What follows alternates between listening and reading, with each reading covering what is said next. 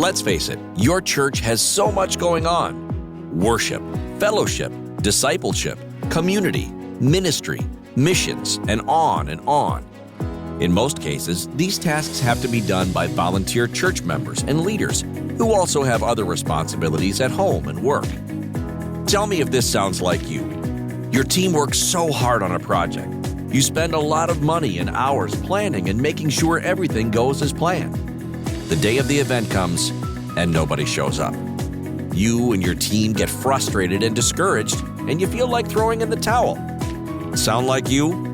Well, your problem is not isolated. In fact, there are a lot of dedicated people like you who go through the same thing.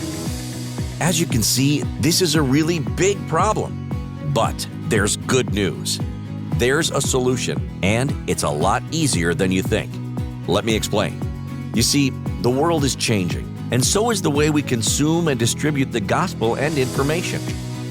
People now only consume or attend events that solve one or more of their problems.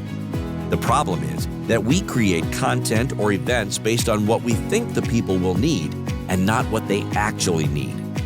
But then we quickly find out the opposite when they don't show up to our events or when they don't consume our content. The question is, how do we know what our members' needs are and how do we meet everyone's needs? Great question. I'm sure you've heard people say things like, "You can't please everyone, right?" But as a church or ministry, the message you hold is meant for everyone, right? And it is our duty to make sure that everyone gets it. You see, the secret to effective evangelism is the same as it was 2,000 years ago. The secret? Know your audience. Discover their needs and pain points. Segment them into groups according to their needs. Figure out the solution to their problem and prescribe the right solution.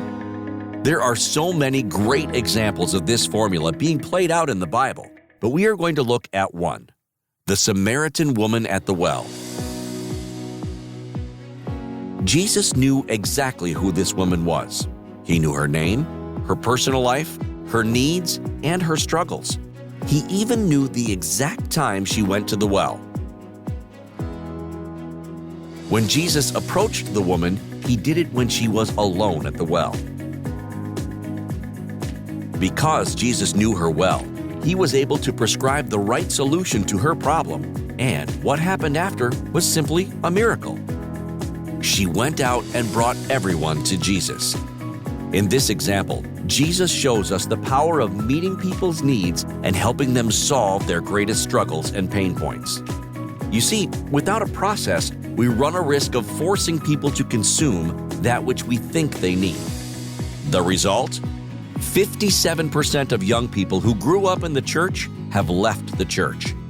Only 42% of adults attend church on a regular basis. Have you heard the new term, religious nuns? For the first time in history, there are more people who claim no affiliation to any organized religion than there are Catholics. What do all of these people have in common? The church is not meeting their needs.